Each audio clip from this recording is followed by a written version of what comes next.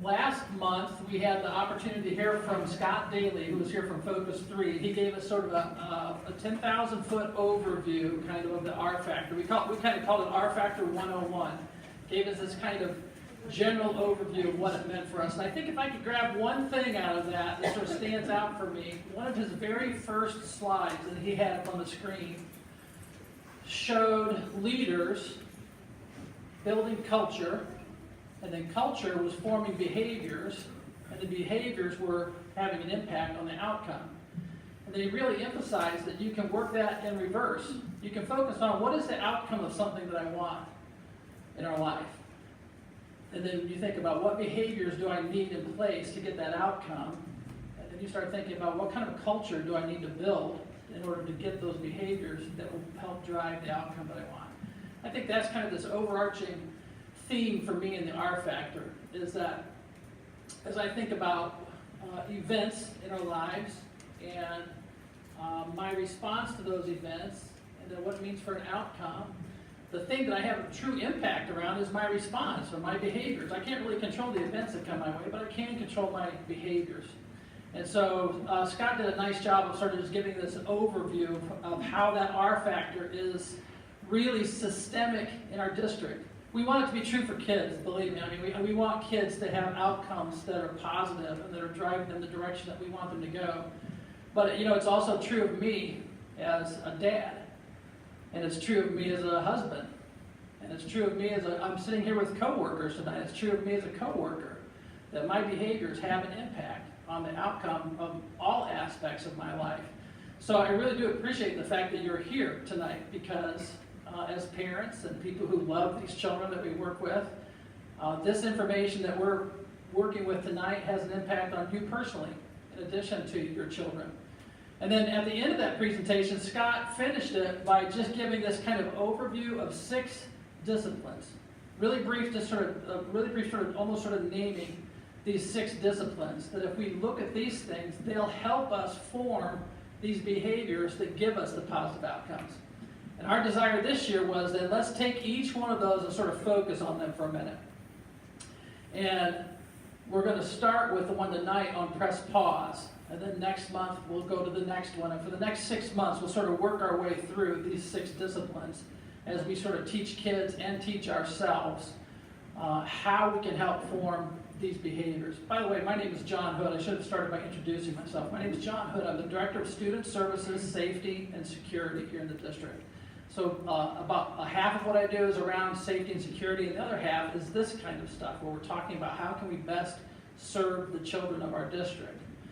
So we're thrilled that you're here, and welcoming you back for those of you who were here last month, and I'm inviting you already to the ones that are coming as we sort of move forward from this. But for this last month, we've had kids working on press pause, this first discipline. And what does it mean for them at school? What does it mean for them as children? And the thought would be that we have this sort of culminating event now with parents or with adults that sort of talks about press pause. And then next month we're going to be working into get your mind right. And kids for the next month will be talking about that. And what it means for them will culminate in the end of November with another parent meeting where we're talking about how do we get our mind right. I thought what might be nice would be for you to see maybe a couple examples of what this has meant for kids this month. And then we're going to invite our speaker to come up and talk a little bit about press pause and what it means for us. The intermediate school did some videos within their system. I thought I'd start with the intermediate aged group, so that's grades that are like 4 through 6 in that age range.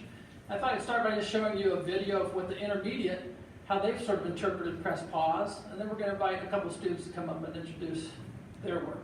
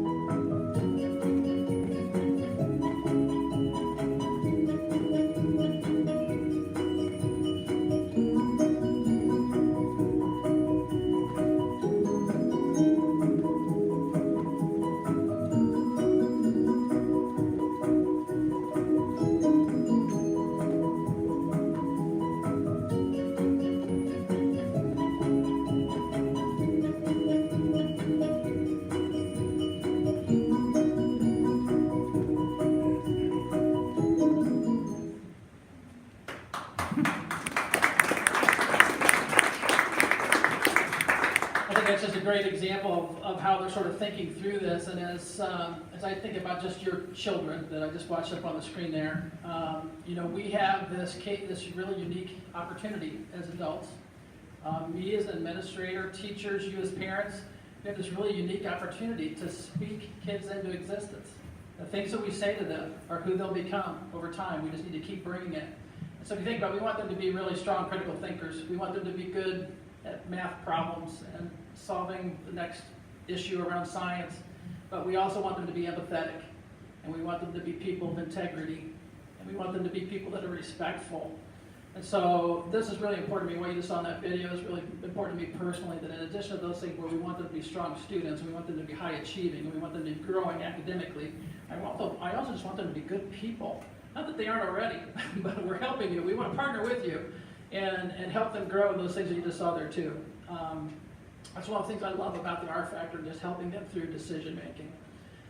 One of the adults that's really helping us lead the R Factor in this district is Kelly Dildine. And I want to invite Kelly now to come and introduce a couple of high school students that are going to give you a brief perspective to press pause from the high school level. Hi everybody, we are so excited you're here. I have 2 students that graduated from New Albany, and the stuff that you are learning as parents right now, I wish I had had. My kids are now in their 20s, and I can't tell you how many times they would go out and I would say, make good choices. What does that mean? What does it mean? What does it mean? Our school is giving your kids and you concrete strategies. I never had that. All I said was, do the right thing, make good choices. You know, it's very vague. So I'm so excited for you to have this. I'm so excited for your kids to be learning this in school.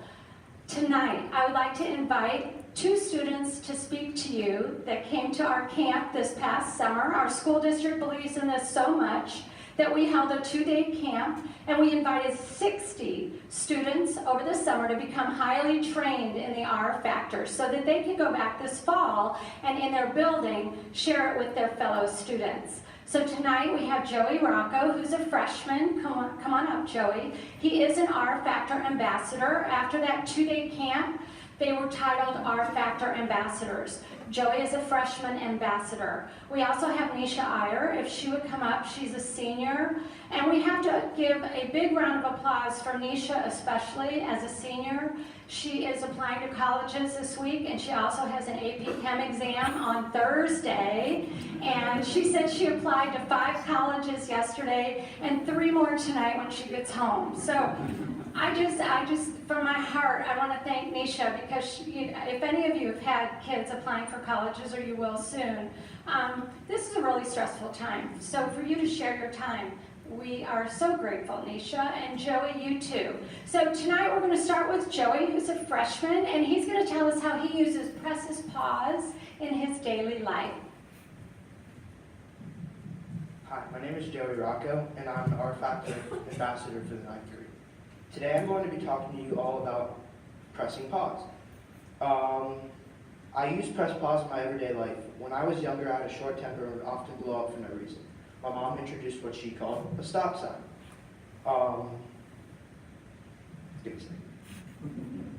Whenever I would start to get angry, she told me to picture the stop sign and that it would calm me down and let me approach the situation a different way. This is the same thing as pressing pause as part of the R Factor.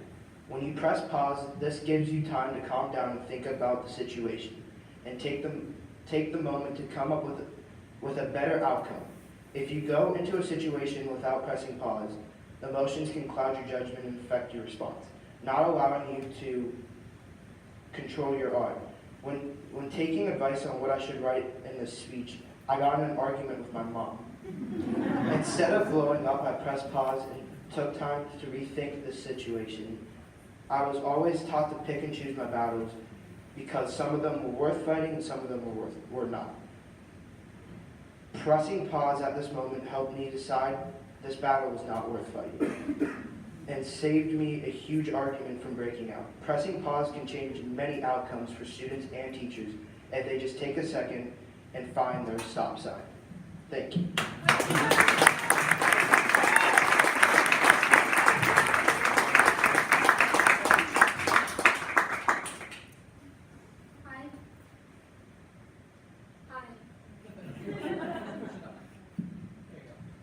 Hi, my name is Nisha Iyer, and I'm a senior here at Yomi High School. Pressing pause is an R-Factor strategy that I employ in my everyday life. Pressing pause means that before an event, response, or outcome, I stop and think about my actions and what it is I want to happen.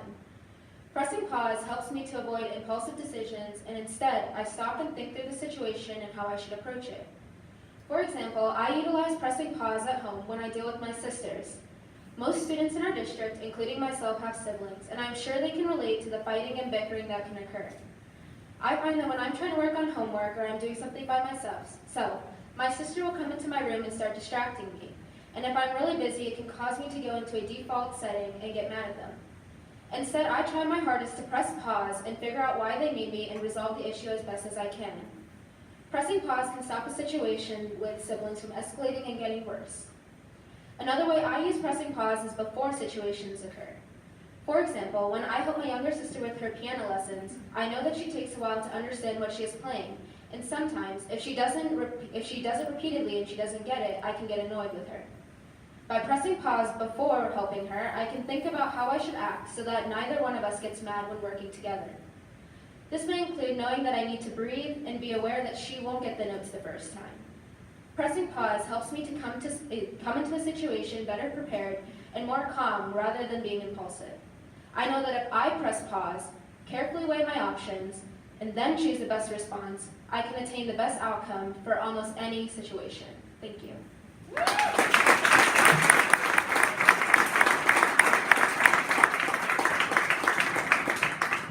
Thank you to both of you. I really appreciate that. And that's this is kind of what we're looking for, is that we don't want to just talk to them about, an event plus your response equals an outcome and just sort of leave it at what your response. We want to give something to it that they can sort of hang on to, strategies that they can take and sort of talk about and internalize. And I love those just sort of real life.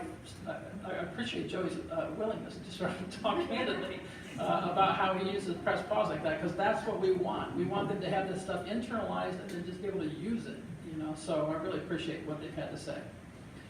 It's my pleasure tonight to introduce our speaker. This is David Trichel coming tonight. David's with Focus 3, an organization that manages the R Factor. And in addition to that, he has previous work with Urban Meyer and the Ohio State football program. And so we're looking forward to his guidance and his words tonight as we think about what press pause might mean for us. Welcome, David. All right.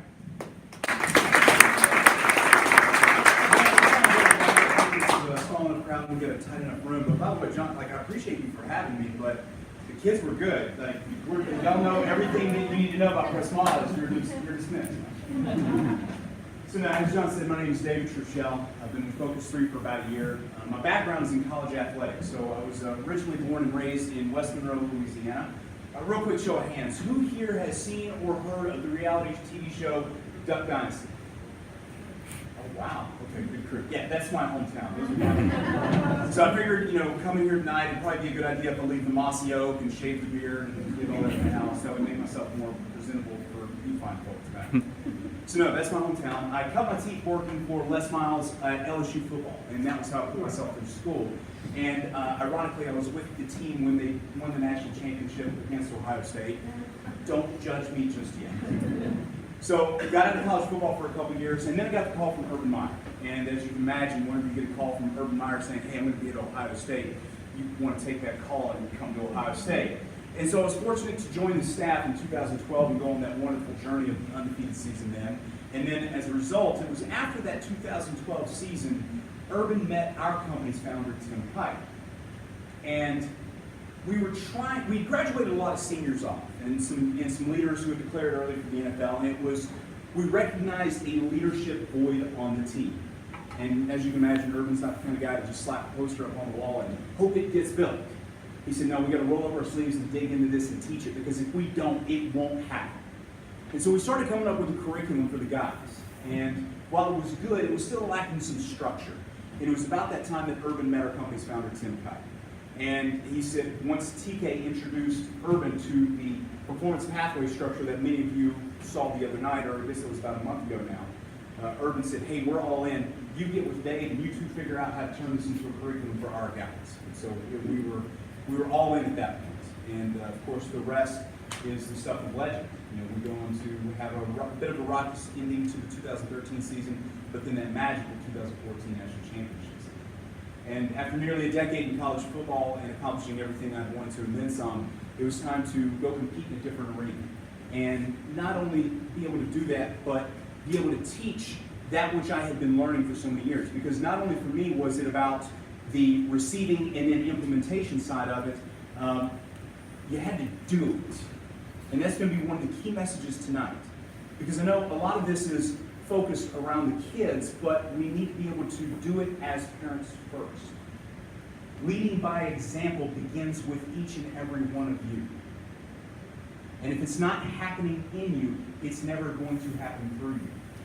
If you tell your kids, hey, you need to press pause, but yet they see you lashing out, or they're on the receiving end of that, they're not going to be able to learn that as effectively as they need to.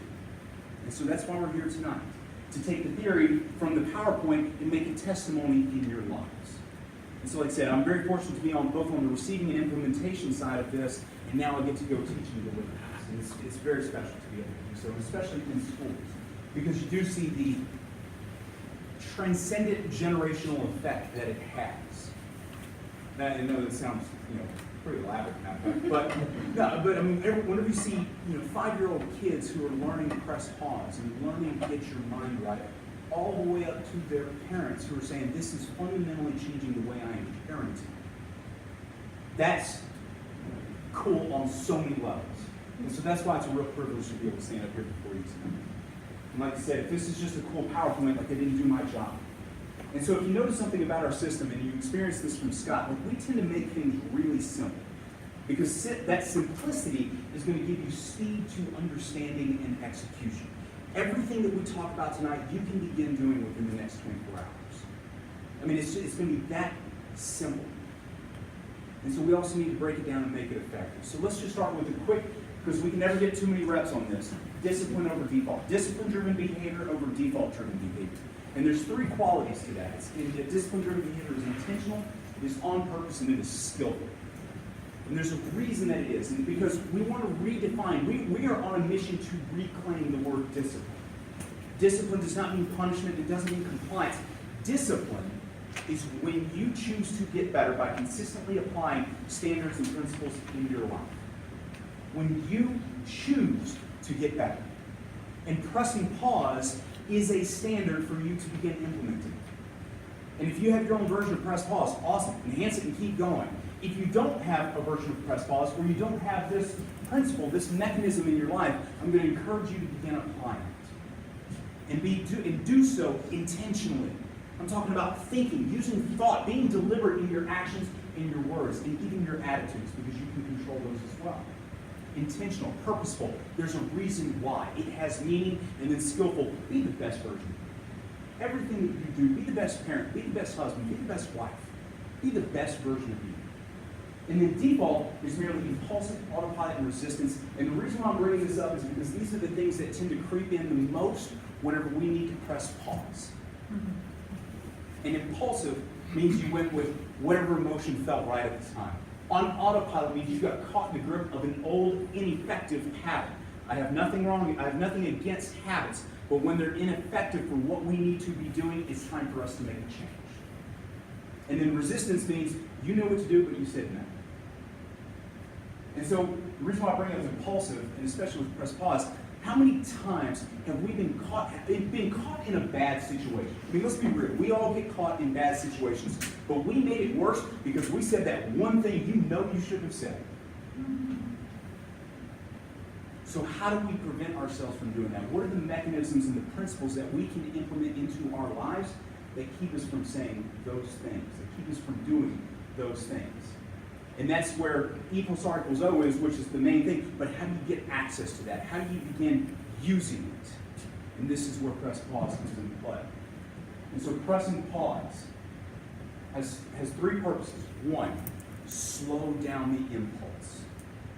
Just slow it down. You're still going to feel that impulse. You will. You're human. Cut yourself some slack on that. But understand that you also have the control to be able to slow it down, to slow down the impulse. Then get yourself off of autopilot thinking. Don't let yourself get caught in that grip of that ineffective habit that you know you need to change. Don't do that. And then get clarity on E plus R equals L. If I had to shorten pause up, clarity is power. Because when you're clear on something, it's yes or no. Can you do this or not? Did you get it done or didn't you? Clarity is power. And that's where the power of pause comes into play. Because when you can slow down that impulse, get yourself out of those old bad habits, and then get clear on what is the outcome that I want, you can make better, more intentional decisions.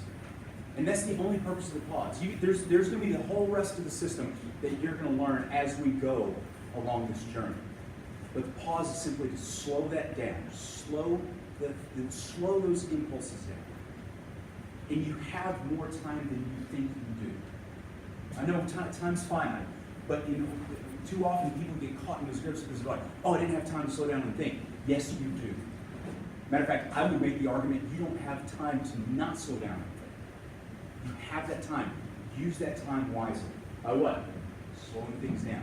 And here's the cool thing about the pause. It can be as long or as slow as you need it to be. A pause can be a split second, or it can be 24 hours, or it can be over the course of a week. Whatever it takes for you to get yourself above that line into discipline-driven behavior. That's what the pause is for. So we're going to look at a couple different pause points here, but it's all about getting clarity on these things. What do you want? Like, really, think about what is the outcome that you actually want out of the situation. What is the response that you need that's going to help you deliver that outcome or create that outcome? And then what events do you have? What's the stuff that you just have to navigate along with? Remember, outcomes are earned based on the quality of your response. And in order for you to respond, you need to be clear about the outcome that you actually want. And understanding that the outcomes that you want should not be, the reference point for those outcomes shouldn't necessarily be how we feel, but what do we need to do. The events are going to happen. And they don't care about you, unfortunately. They're agnostic to your feelings, they're agnostic to your own ideas. The events are going to happen. And whenever you experience those events, you're going to either choose, what do I need to do, or how do I feel? You're going to go one of two directions. And by being able to slow things down, being able to slow impulse, you can get a better idea about what are the outcomes that you want, and then be able to respond accordingly. Now, I'm also going to be willing to admit this. In these events, there are constraints built into those events. And an obvious constraint is time. Maybe there's an outcome that you want. You know the response that you need, but you only got 24 hours to figure it out. Okay? That's an event that we have to navigate. But by being able to slow things down, we can be clear about what that is. Next, let's understand this. In E plus R equals O, there are three pause points. The first one is the proactive pause, which is before the event happens. And this is you being able to slow things down and think ahead. There are parenting issues that you know are coming up. There are troubles that you know your kids are going to face. There are situations that you know will trigger you to dip below that line. So rather than being caught off guard, be clear and think ahead. So that when one of those events do show up, you're not surprised, you're prepared. Slow things down and think ahead. There's the situational pause. So in other words, the event just happened, you haven't chosen a response, and that situational pause is the key for you being able to slow things down and get clarity on the outcome. When those events happen, literally tell yourself, use the language, press pause. Right here, right now, press pause and think. Sometimes that can be you just taking a deep breath in. Just taking a deep breath, because one, you're going to fuel your mind, but two, it's going to calm you down. You're going to oxygenate your body there for just a split second so you can make the best decision possible. You always have time. Use it wisely. Use it wisely. The situation. And then you have the reflective. And this is being able to, the event has happened, you chose a response and an outcome was created. We're going to slow things down and look back. And review, reflect. See, what can we learn? How and where can we get better? And here's the cool thing, guys. When you're using all three of these pause points in the application of E + R = O, how much better can you be at decision making? Wow, how much clarity can you get the next time those events come up? Because they inevitably will. They inevitably will. Here's another way to think about it. Game prep, game time, game film, if you're a sports guy. I'm telling you, using those situational pauses, like I said, can be as short or as long as you need to be, as they need to be.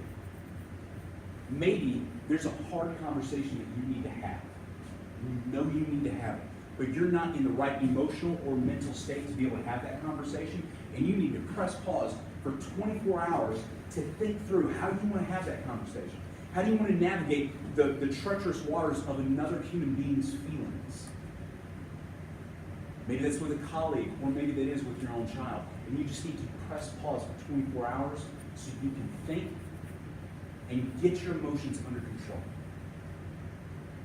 And by the way, this is not about numbing yourself to emotions. This is about being 100% rational and devoid of emotions. One, because you can't.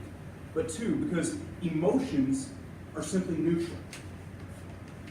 Like, let's take a couple examples here. Fear and curiosity.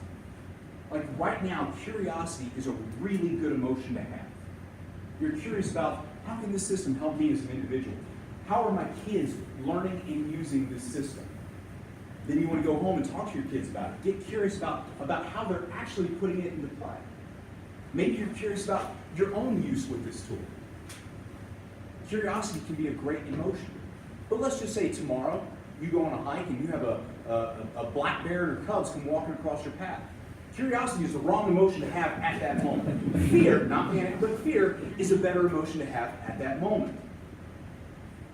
And so being able to press pause and get clarity on what's the situation is the starting point for you to be able to harness those emotions.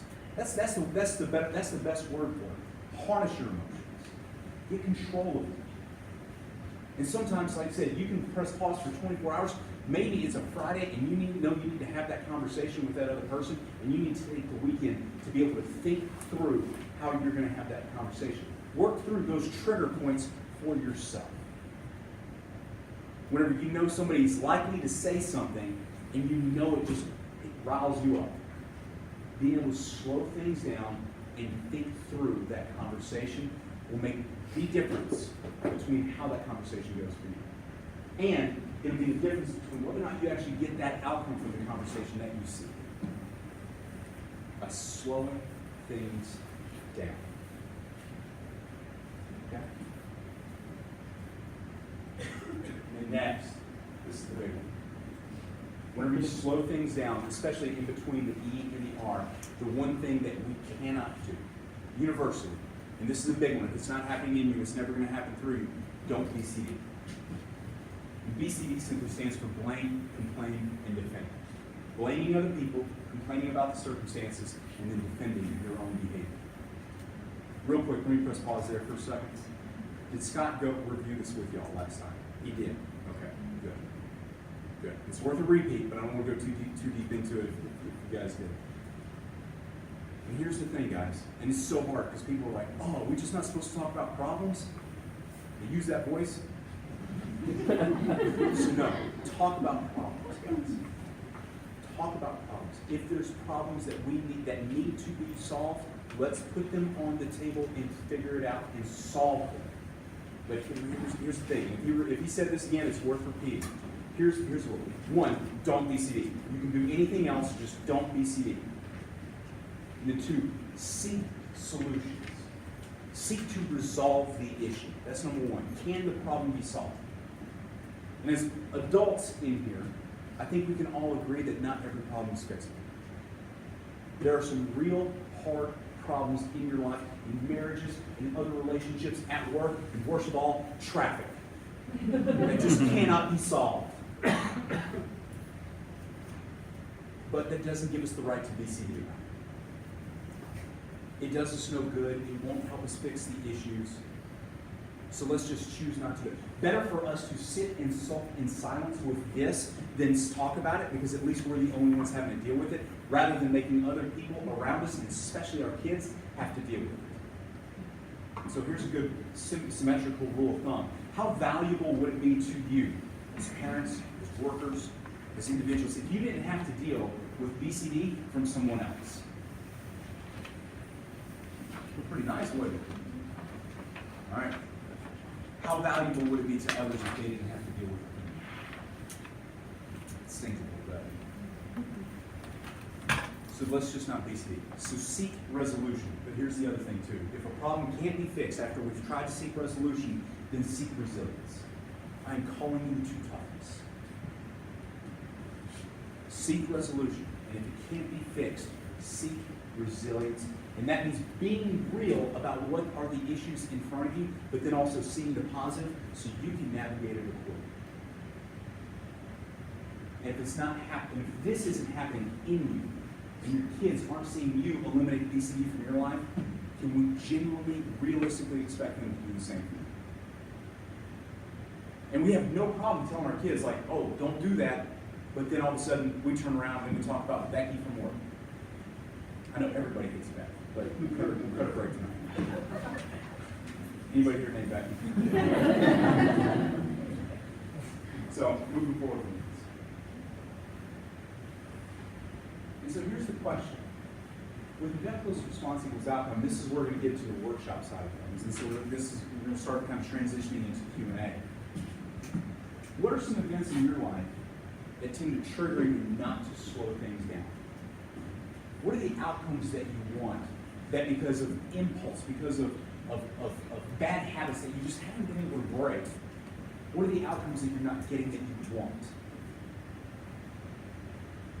And if these are the outcomes that we want, understand this, guys, there's only one path that's going to help us get there, and that is the discipline-driven path.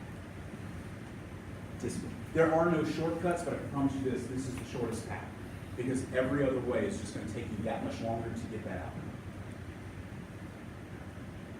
And so real quick, let's go ahead and start putting these up here, because I can promise you, you're not alone on some of these events.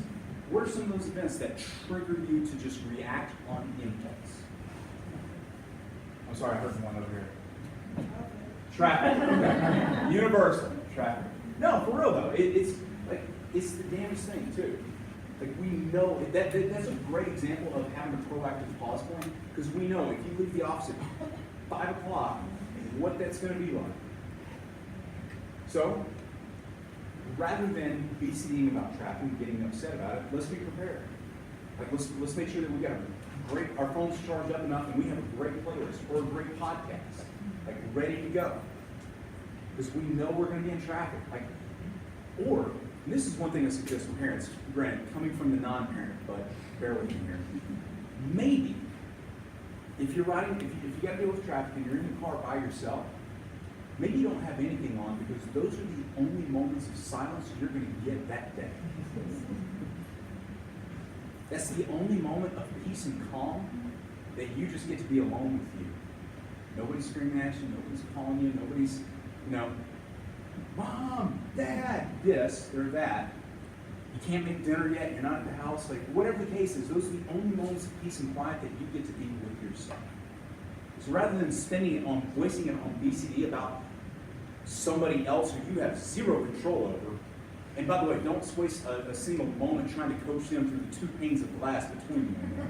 That doesn't work either. Use that time and use it wisely. So we got traffic.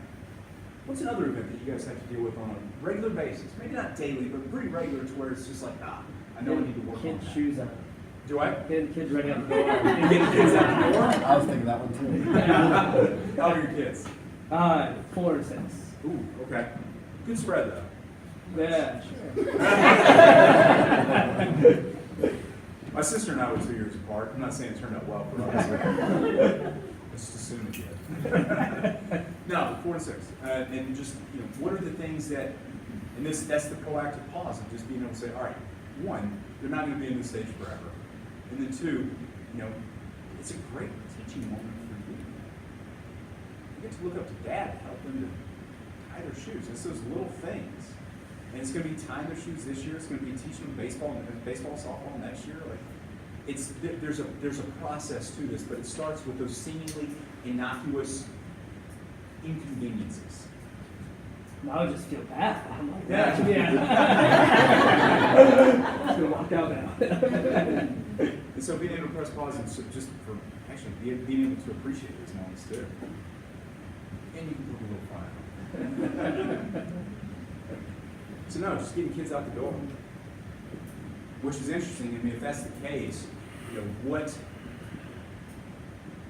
time is being used in those moments that could be better spent elsewhere? Because, like, hey, let's, you know, look, maybe you review the night before and tie our shoes before we go to bed, and you just build the motor skills that much faster. Or put the shoes on the feet the night before. I tried doing that when I was a kid. It's more uncomfortable than you would think. So getting kids out the door, traffic. What's another event y'all do? Both at the same time. Getting kids to do the chores around the house without having to bug the crap. Whether it's the garbage, whether it's, you know, the folding of clothes, whether it's taking the dishes out of the dishwasher. Pause won't help you out. Cash will. I get it. No, you're absolutely right. And so by being able, one, that's the value of pause, is just being able to slow down the reactionary impulse to want to lash out to them. Because that's actually what we were talking about earlier. Like, the event is going to happen. Kids don't care about mom skills, right? They just don't at that particular age. Eventually. But whenever events happen, it's below that line is how do I feel, and I'm going to respond accordingly. Because the outcome is I want to feel better about myself given the events that we have, as opposed to what do I need to have happen? What do I want to happen? What is the lesson I want them to learn? And then be able to respond accordingly to that. And I know it sounds easy for me to say, right? But that's the tool. And here's the cool thing, and here's the other thing too about pressing pause. It is a skill. It is a skill. The first time, I can promise you this, the first time you tell yourself press pause, it's going to feel weird. But just like anything else, like who here played sports growing up? Baseball, football, run track, etc. Anybody in your rodeo? No? Okay, that was one of mine. Martial arts, boxing, anybody? Okay. Like the first time you did those things and you learned those skills, you weren't good at it. But there was only one way you got good at it, and that was repetition, repetition, repetition. And it was repetition at a level where the consequences for mistakes and failure were low. And so in those moments is going to be where you practice that, where you practice using that skill. Whenever your kids say, Mom, I don't want to load the dishes, or I don't want to do the dishes, or they don't even say that, they just don't do it. For you to be able to press pause, in that moment you say, press pause, what do I need to have? What do I need to do? What's the outcome that I want? I want them to do the dishes. And then you speak and respond to them accordingly. Again, none of this, by the way, I said our system is simple. I did not say it was easy. And those repetitions are going to be hard. But it requires those repetitions. And guess what? Whenever you use that language with yourself, then the next time you begin to tell your kids to press pause, all of a sudden you're going to be that much better and that much more skilled to be able to teach them how to do so in those moments, because you've had 6 months of doing it just on them trying to unload or load the dishwasher. You see how this starts to build on itself. And so that's the value of those reps in that. Is that fair? Yes, ma'am. Yeah. Well, I'm going to tell myself a little bit that my event that I cannot get a good response from is in the morning, waking up like at 6:30 so I can maybe work out or meditate or you know, and I just keep my event in the morning, and how do I do a discipline-driven response of getting up and doing what I need to do? Because it is Sure. So here's the question, like let's say you sleep through bed. What time would you wake up like without that? Noon. All day. She wouldn't have made it tonight. I know. Fair enough. Maybe I was hoping it was like, 7:30. It's like, oh, okay, we can just walk at noon. All right, this is going to take some time. So no.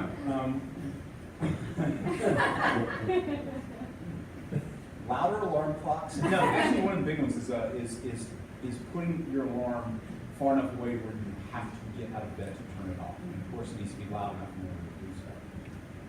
But it comes with, and then also making sure that there's backup as well.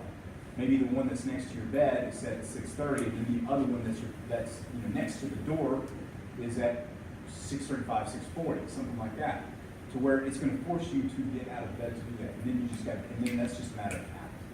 And trust me, when you get in that rhythm, and then you go to bed a little bit earlier at night, which is that much that habit will start to compound upon itself.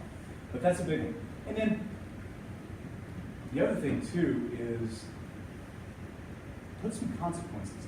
I don't know, without knowing any details of your life, but if there's a way that you can have someone help hold you accountable to that, or you got to pay them $1 every time you slip past a quarter after or something like that. Whatever the case is.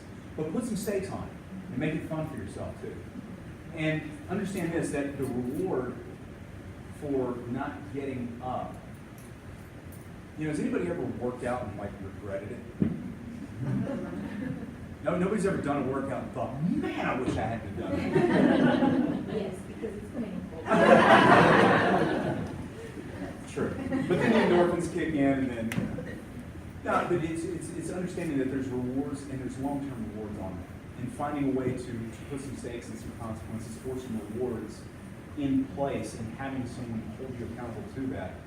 That's a big deal, and that's a big motivating factor that goes along with that. And then, of course, it just comes down to, at some point, you get in that rhythm, and it's about building. That's a great point too. It's about building that skill. It's about repetition, where all of a sudden 6:30 is just not that big a deal. That's what you do. That's what you do. It's the same thing with press pause. It's what you do. You think before you act. You think before you say. And that's part of the skill and the repetition that comes in. So let me ask you this side of the room real quick. No offense. Yes, ma'am. One brother hurts another brother. Well, the first rule of Fight Club is don't talk about it. So one brother hurts another brother. Did the other brother deserve it? I can't answer that question. So it comes down to slowing down your own emotions. Here's the thing, it's already going to be a hyper-emotional situation. Don't make your emotions something else that they have to respond to. Or your negative emotions, your anger, maybe a little disappointment come into play. But it's about being able to harness this and explain to them why they needed to press pause and think. Understand this too, they're kids. I'll go ahead and say this too. Whenever the schools that we work with, because we wanted to look at some of the data, how effective is the system?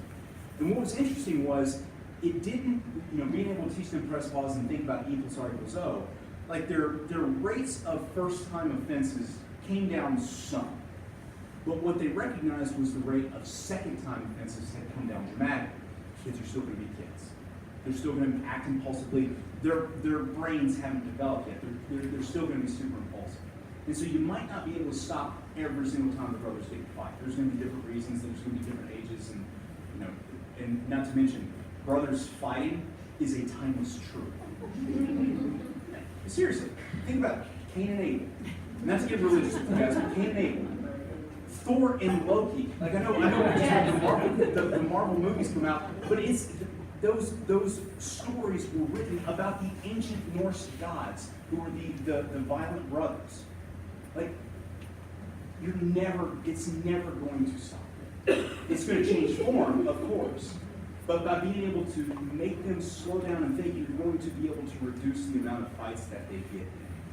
Because you can teach them, hey, before you punch him for taking your toy, press pause. How do you do that? Slow down and think about what's the outcome that you want. And is punching him going to get you your toy? No, because I'm going to take your toy because you're in punishment now. Whatever the case is, you can have some fun. But again, recognizing and that's part of E + R = O is recognizing it gives you a framework for thinking about the way that life works. And so the events are, brothers are going to fight. Can we reduce the number of times they fight? Yes, we can, by teaching them a system like this. Are you going to help make them stop fighting forever? Nope.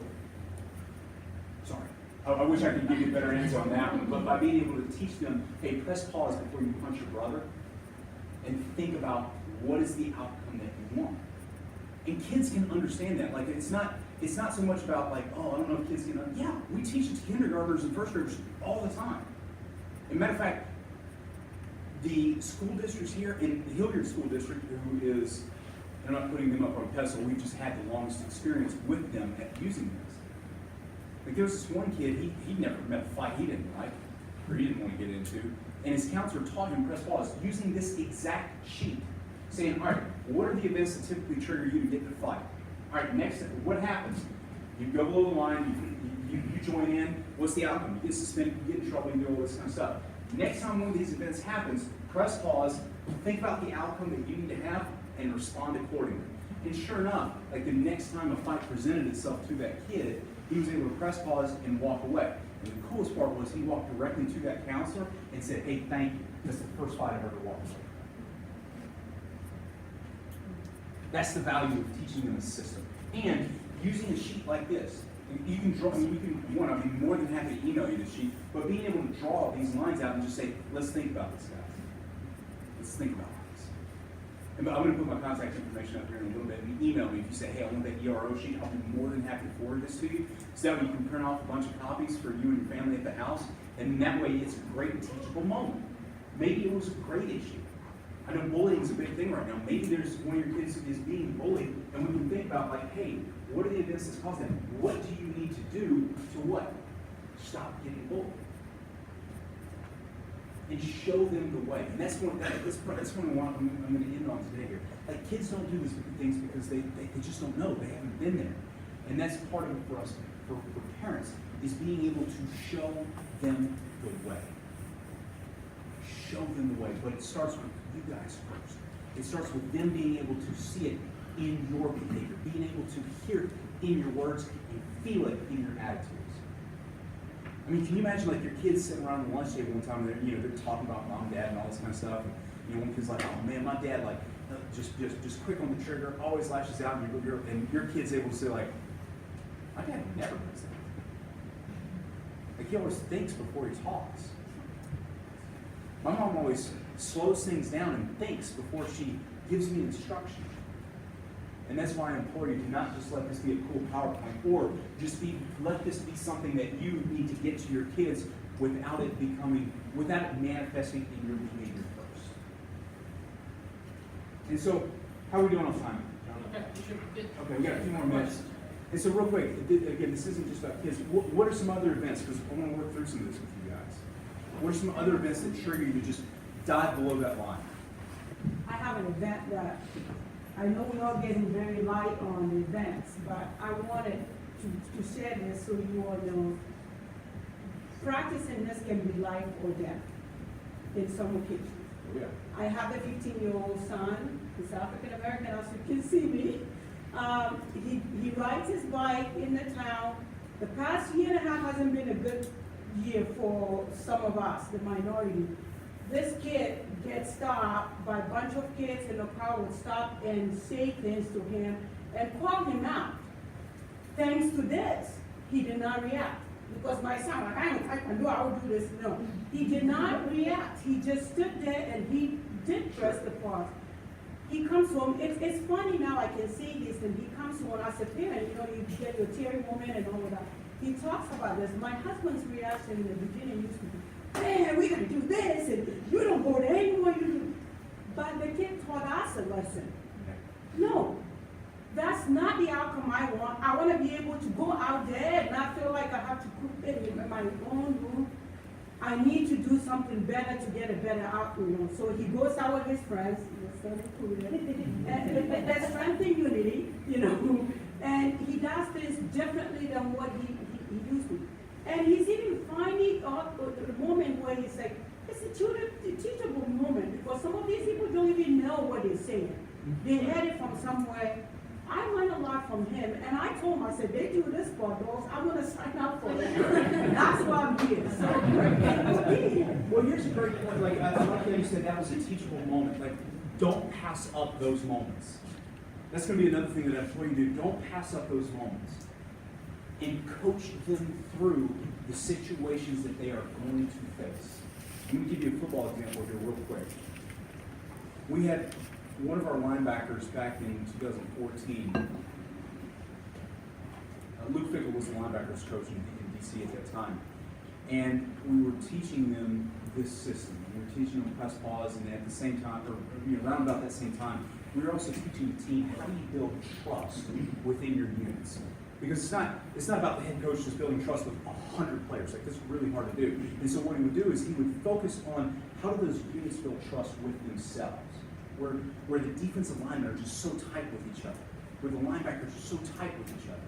And one of the coolest moments, like, and this is about taking the PowerPoint and manifesting it into behavior, is TK would give a great 10, 20-minute speech on this kind of stuff, and then they would break out into their unit rooms. And in their unit rooms, they would walk through different scenarios that they were likely to face. What is a real social scenario that you're going to face? There's a social event that you're going to have. There's a response that you're going to choose. What are the outcomes that we want? And they walk through those things. And one of the ones that Luke had talked about with his guys was, hey, event, your girlfriend, you just find out your girlfriend cheated on you.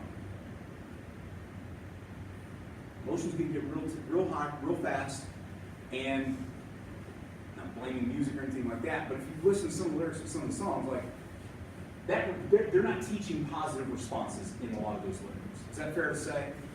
Okay. Yeah. So, if he didn't get this lesson from his position coach, where would he have gotten it from? Not from his friends, not from culture.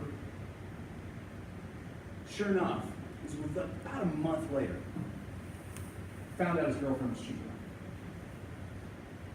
And you can imagine, like, here's a guy who's a really energetic, type A, young man, and he finds out that happens. And it takes everything within him to press pause and think.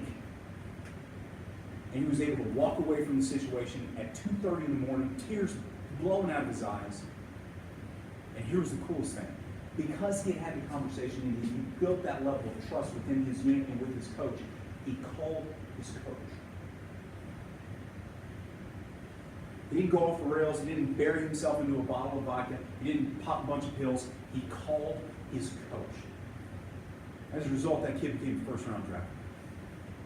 But that was only because he was taught what he had to do. You press pause. You slow down impulse and you think. What is the outcome that you want? What do you need to do to get that outcome? And how do you navigate the events along? That's it. That is the power of pause. Had he gone below that line, his life is dramatically different. Millions of dollars for him and his family hinged on that one moment. That's the value of pause. But it didn't happen by accident. It happened because a leader in his life coached him on it, showed him the way. And it's going to be the same thing for you and your kids. Your kids are going to be able to learn that whenever they hear it from you, and they see it from you, and then they feel it. And as parents, you're leaders. You are leaders. The old, half jokingly going back to the timeless truths about two brothers, like those stories are as old as time itself. And ever since men could draw paintings on the walls of caves, they've been telling the story of leadership. And as parents, you're leaders. You get to carry that torch. That's an incredible privilege. And it's also an incredible responsibility as well. And so my final message with you guys here, now trust the system. Do the work and get better. Trust the system. Trust that this works. I think we can all agree, whenever you can slow things down and think better, you're going to have a better chance of making better decisions. Trust the system. Do the work. This is going to require the repetitions that we talked about earlier. And it's going to seem small, those moments of loading the dishwasher, or cleaning rooms, or getting shoes tied, or taking out the garbage. It's going to be seemingly small in those moments to be able to just say, hey, press pause before you react. Press pause and think. But it takes those repetitions. Do that inner work, and then get better. It's going to require repetition after repetition. And here's the other thing too. As your kids get older, the stakes are going to get higher. And even for yourself too. And so if we want to get better, it starts with today. It starts with right now, you guys choosing to think clearly, pressing pause, slow down that impulse, and think. If you can do that, guys, you're going to be in a much better position to have a greater impact on the kids and on those around you. Okay? My contact information, I know everybody has some pictures. Again, if you want me to email you those sheets, there's my email address. If social's your thing, you can contact me there, take pictures, all that kind of good stuff. But thank you very much for your time. John, thank you for having us. I want to make sure that I really appreciate the events that you shared tonight, and your vulnerability in doing that. But I also want to give you the opportunity to ask questions. Do you have anything you want to ask Dave while he's here before he leaves that you'd like some clarity on, or anything that's come to mind for you on the R factor or press pause? Either one. So I want to make sure I understand. So you're teaching the educators here Yes. through the school to be able to press pause. Yes. That's how it's working. Yes. I believe that's what Scott's doing. The Scott's one, I'm just filling in for him tonight, which I'm more than happy to do. Yeah, so we're actually bringing this to all the students. So all the students are getting lessons around this K to 12. But then really every component of our adult community here is getting these lessons and these conversations as well. So in this room right now are adult leaders. They're helping lead in their buildings. Just as an example for me personally, I've had this conversation already with all of our bus drivers. I've had this conversation with cafeteria workers. I've had this conversation with custodians. So literally, everybody, every part of our community is walking this journey with us and is having an opportunity. When I say it's systemic, I really mean it. I mean, it's top to bottom. We're all trying to grow in this because we all, I don't know if you remember back from the very beginning when Scott was talking last time, but he talked about controlling your 20 square feet. You know, the reality is I don't have control over the district as far as where the district goes as an individual, but I've got total control over this area right here. He just picked 20 feet as just an example, but he's saying, I've got control over this right here. And then what I do here impacts the guy that's right next to me, the person that's next to me here, and it ends up having this exponential growth. So we want everybody in the district touching this, and everybody in the district learning this. But when you sit with David and your excellent facilitator, teacher, you did a great job. But when you're teaching the educators to go to teach the children with all different age groups, you've got to find, like when you're talking here, each one of us, you've got to find that event that's going to capture those kids. And what might capture a 12th grader is different than what's going to capture a 7th grader. For sure. They're all in different maturity levels, they're all in different parts of their life. Oh, yeah. But you might say, you know, to a 13-year-old girl, it's totally different than to say to a male football player, a senior looking to try to move up into the next level. True, and that's the value of having a common language throughout the entire district. So where whenever you do tell a 5-year-old, that's pause. And that could be because they're scribbling outside the line versus a 12th grader, because they're having to make some bigger decisions now that they're driving and you've got some party issues, you know, whatever the case is. That's the value of having that kind of common language where when you say press pause, everyone knows what that means. And But that's, you are teaching the different levels of kids differently. They're all learning. oh, yes, yeah, for Yes, sure. but the little kids learn something different than elementary, different than middle school, different than. Let me jump up here and help a little bit as well. I'm Pat. Hey, Matt. Nice to meet you. So a lot of you guys know me. I'm the former head football coach and saw Tim Kite back in 2014 when they just ran this out. Darren Lee, one of my players, I was speaking with him at Ohio State, and he said, Coach, this is the light bulb moment. You got to go get it. Why it was so successful for me to be able to implement it into our culture as a football coach is its simplicity. And so when we got on board district-wide, that's why it is amazing. You do teach. I have a 4th grader and I have a senior. Okay, they're both learning it. My senior rolls her eyes at me a little bit because she wants to have that conversation of, I know everything, you know nothing, I know everything, you know nothing. And I say, Ev, we can press pause, and she'll roll her eyes. I said, we can take a break. What's the outcome we want from this? And somebody was talking about with the brothers fighting. Well, what's the outcome you want? I want the outcome to be for 1 week. I don't want any fights, guys. Put it on the refrigerator for 1 week. So what's the response going to be when you feel that fight come on? Right? We get to press pause, and Mom, hey Mom, we press pause. We were going to fight. Get the reward. Okay, if we do it for 1 week, then it's whatever, wings, canes, pizza, whatever they want, and then bump it. Bump the coin, but have them have some ownership of it. My youngest was on the video. She was one jumping around because she's a ham stomping her feet and doing her thing. But she is really going through and listening to how they're teaching press pause. The beauty of this is going to be because it's district wide. When my fourth grader becomes the middle school, and now you guys are hearing it, using the vocabulary and just practicing. Hey, press pause. I should do it. All right, because she's heard it to fourth grade, fifth grade, sixth grade, seventh grade, and because it's driven from Michael Sawyer's, our superintendent. Once I knew he was behind it, I mean, I was ecstatic to get on board. Michael Carr's our assistant principal at the high school, Kevin Freeman, we all, we're having a struggle with it, it's a new challenge. The outcome we want is for all of our staff, and most of them are all in, right? But just like any organization, a couple of them are going, still, this will pass, this thing will go, and then next year's gonna be some brand new initiative, right? This isn't going anywhere, because I implore them not to, because it's so simple.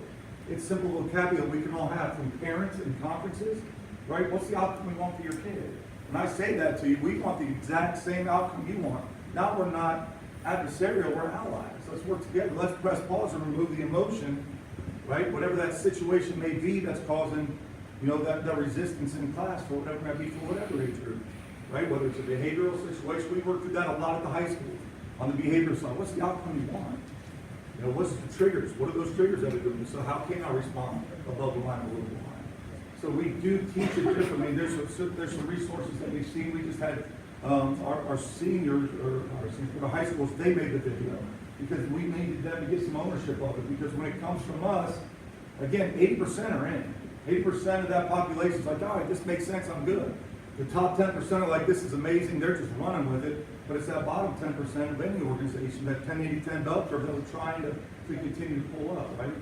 And so we are now, our challenge at the high school is because the kids have so much going on, is to give it to them in small incremental levels, but keep reinforcing it, keep reinforcing it. Now we're having them, now our thing is, okay, they're resisting it coming from Coach Samanich, but now I've got to get them to, when they make the end product and they have the end ownership of it, that's when their peers are going to listen to the interior of the So that's, before we go, that's Pat Samanich, former football coach, dean of students at the high school. They're going to make it look like it should for the high school, right? For the events they're talking about, the things they're talking about at a high school level. I want to introduce you to Michelle Unger. Michelle Unger is the principal at the Early Learning Center. So this is pre-K that she's working with. I just want you to hear her perspective to the same idea from the Early Learning Center. So, when I first went to the training for Focus 3, through Focus 3 and the R Factor, I had my reservations as far as how am I going to teach this and be the leader for teachers teaching this to pre-K students. Last April, we did a kickoff week, we did ERO week. Teachers were really excited about it. We incorporated it into the curriculum. We did integrated writing with it, interactive writing. We did a gallery walk, and the students' responses were incredible. They understand press pause and think differently. What do I want? Just today, I'm walking past the bathroom, the community bathroom, and two boys were goofing around. I stopped, they stopped. I said, I'm going to press pause. I want you to press pause. I want you to think about your actions right now and how you're going to fix it to get the outcome and meet our voting expectations. They stopped. They said, okay, Ms. Thunder, and went back to what they were supposed to be doing. So even when I'm working with students, and I think David made a good point about the teachable moments, we really embrace that at the ELC because we want to catch them at that moment and press pause with them and teach them about what could you have thought differently, what did you want, what did you think when you had that reaction, what did you think your outcome was going to be, and did it happen, and if it didn't, what could we change so you react differently the next time. So it is truly amazing at the pre-K level about how the kids get it and how we can change that. And we talk a lot at the ELC when we're talking with parents and say, your kids are going to make mistakes. And I have two teenagers, they make mistakes every day just like I do. But it's kind of talking through that. And at that level, pre-K, we're trying to teach them how to do school. Our job is to make them learn how to do it well so that then when they become high schoolers, they have a better skill set to have better responses to get better outcomes. So. Think of the power in 5 years of what those kids are going to have. If it becomes a habit, if it becomes their natural response to press pause. And think of the outcome first. That's That's what what's you huge. teach them when you teach them. I'm trying for that. She's trying to work on the dog. So I want to introduce Angela Steve too. Angela, you have your hand in the air. Angela's working with our after care program. Do you want to say something as well? Yes. Hi, everybody. So I'm new to the district this year. I moved here and just hit the ground running. And the thing about the whole system here is it's a mindset. It's not a thing. It's not a gimmick. And with before and after care, I see over 200 students a day. And so this gives me a common language to use with all of my students. I have kindergarten through 6th graders. And I can stand in a cafeteria with 237 of my besties. And when it gets a little too chattery, I can say, well, let us think about the outcome we like to have. And think about the behavior that's going to lead us there.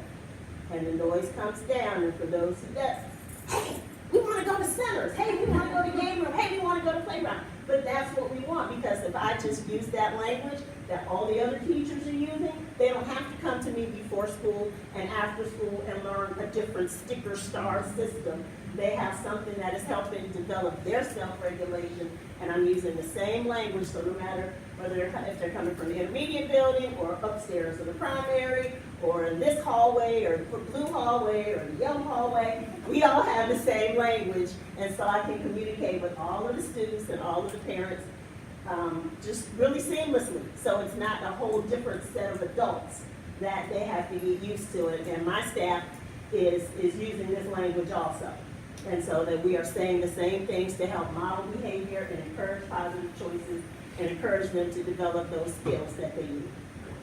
Right next to her is Carol Hamilton from the Food Service Department. In the back is Michael Voss, Director of Technology, Sheila Saunders, the Director of Special Education. All those conversations, and it is systemic. It's happening everywhere in our district. And so we're thrilled to actually partner with you in this process. Any other questions you want to ask tonight? I'd seen hers up a second. I just want to ask, when in high school was being taught to That's the, like to high school? sure, that's Say it again. the moment, like at the beginning of the school year, we did a day one school, we blocked out time during first period. Okay, but obviously now the news of school, we had a staff meeting to talk about, now we're in the grind. Now it's November 1st, where's our senior parents? What's due, right? College app, those are events happening right now, right? So the event could be a college application or an AP chemistry test for one student. You know, what's the outcome you want there versus just students being targeted in class or targeted in school, those events. Okay, what's the outcome that we want you to be here on time so you can, you know, learn, maximize your learning. Yeah, so what's happening now? We have two spots built in, and one we really want to stay away from is our EAGLE period, because that's intervention based. And that's an academic period where students that are struggling in math, struggling in chemistry, they are able to leave, sign a pass out to their chemistry teacher, to their math teacher, go get academic assistance. We want to keep that as honored as we can, because at the end of the day, bottom line, I think this stuff will lead to the A's that we're looking for, the 4.6s and all that, 34 ACTs, okay? If their mindset's correct, we're in business, right? If they're making those, what's the outcome I want? If they have that mindset, I want to get an A. Well, did you study? So right now, we're doing during house. To answer the question. So we've stolen a little bit of time of house, which house is only about a 30-minute period. And so we're trying to make it short and sweet because it is simple. So we don't overload. We're not asking our teachers to do it. We're having our art factor team do it. We're presenting. You know, we give them maybe 4 or 5 slides with a video built in for press pause that I had some seniors made. And so it was their ownership, but it's short, it's quick. But the key is, and I wrote it down, if it's not happening in me, it's not going to happen through me, bottom line. And it's the same with everything we're doing at home. It's the same with everything we're doing no matter what. If I'm not trying, I'm going to fall. I'm going to make mistakes. I didn't press pause in our staff meeting because somebody was like, when I was talking about it, somebody wanted to bark back by, this is going to be gone in here. I'm like, no, I should have. Press pause for a second. Let's see how come on. I want them to understand. It's not going anywhere, right? I had to watch game film and go talk to them after the meeting and kind of break it down a little bit. So. And guys, and this is what's going. And matter of fact, let me applaud you as parents for wanting to come. I mean, taking your time out of your nights, away from your families, to come and learn, on a Monday night, to come and learn. I applaud you for being here. And at the same time, I'm also going to offer, challenge might be a bit of a stronger word, but as you begin to learn this, we talked about taking advantage of teachable moments. Think about this, and at some point over the next week, when you get your two kids, and you're at the dinner table, or you take them out to eat, maybe take them to go get some James or something, something like that. Say, hey guys, I learned about press policy the other night, and I understand it's something you've been learning in school. Talk to me about it. What do you think? What are some events that you deal with, and leave it, kind of a judgment-free zone just for a moment, so that way you guys can connect over this one thing. How are they actually using it in their lives? How are they using it in their studies? How are they using it with their boyfriends and girlfriends? How do they use it with their teachers and their coaches? And just have a conversation. And be willing to share with them how you've been using it as well. Maybe it's something that you've had to use with them. Maybe it's something that you've had to use with your coworkers and your colleagues. And if you, that's not just a teaching moment, that's a trust building moment, that's a parenting moment. Like that would be a wonderful moment for you guys to open up. And look, some kids are good, like, we all remember when we were kids and mom and dad wants to have that conversation, we kind of, try and duck out of it one way or another. Don't let them duck out of this content. And if you don't feel that one conversation was enough, have it at some point down the road. And just keep learning, keep using it so y'all can connect with us.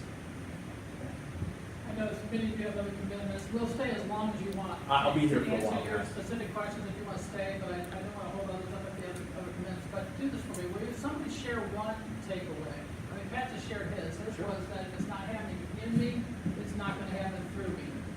That's what he's taking away from tonight's conversation. Is there somebody want to share something that you're taking away from tonight?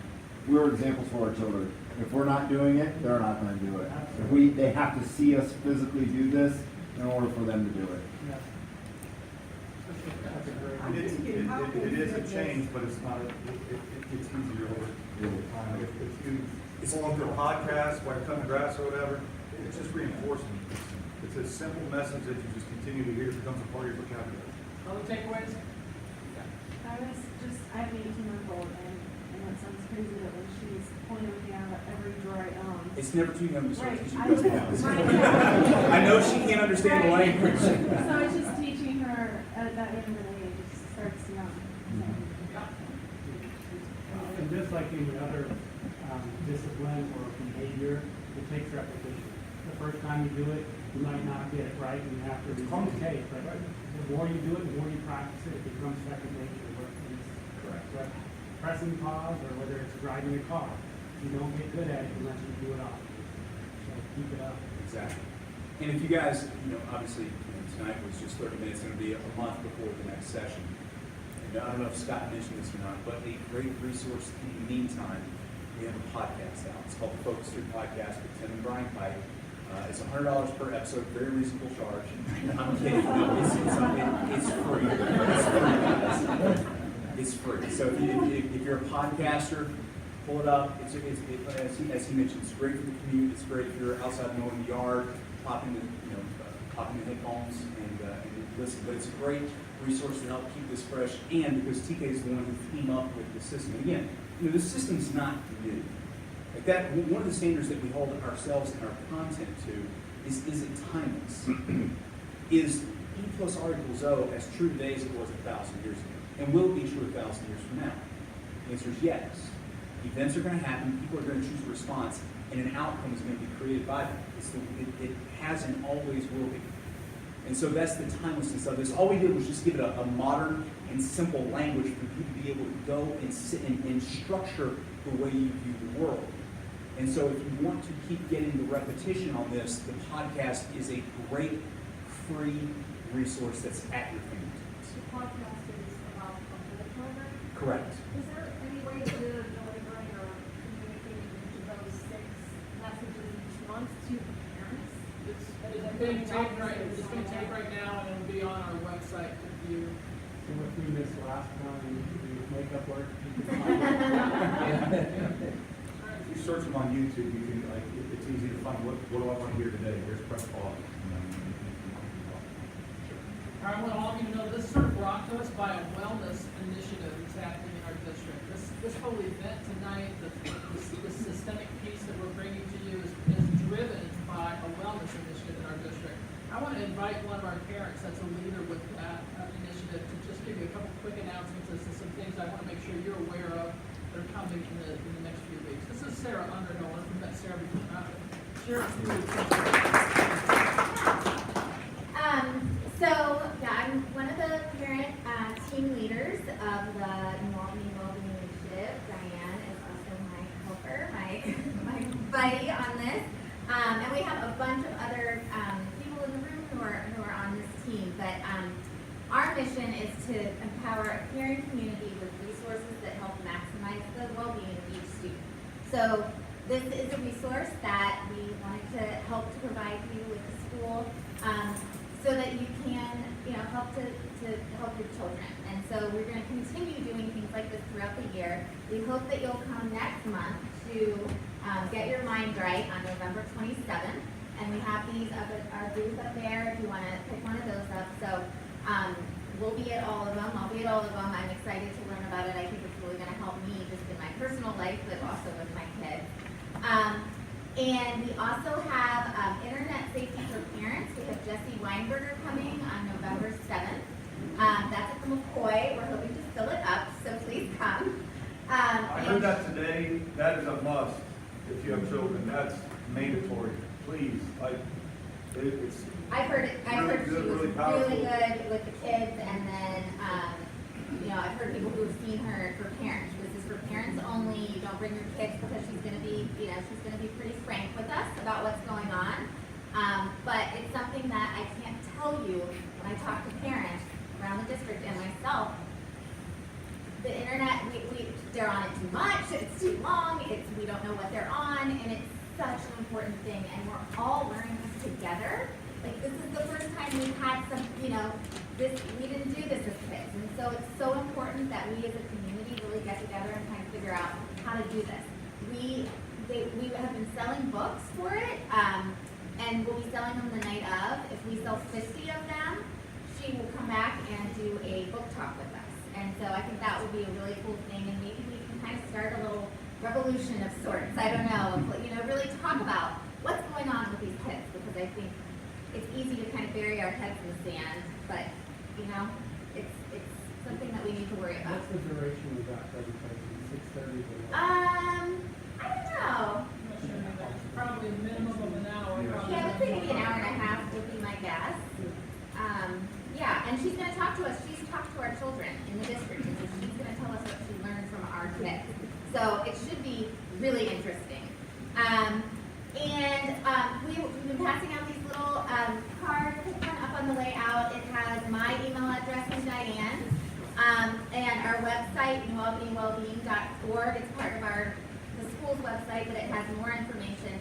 And please like our Facebook page. We just started a Facebook page, and I'm pretty sure it's mostly my aunts right now. But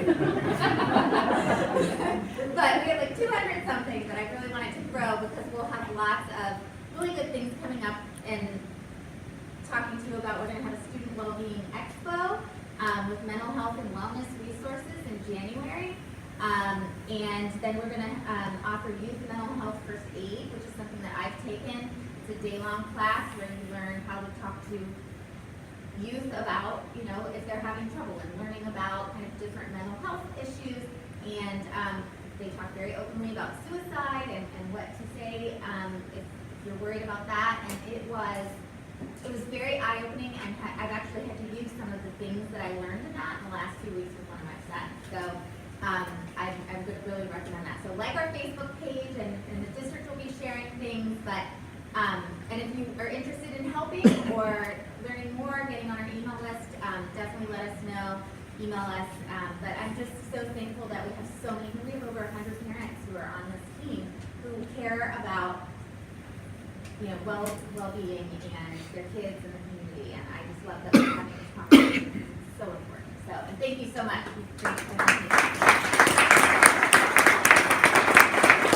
Thank you, David. One more time, David. Thank you. We'll stick around for questions. I imagine some of y'all will have them. so I'll be here. Thank you for coming. Stay as long as you like, and if you have questions, thanks for coming. We'll see you next month.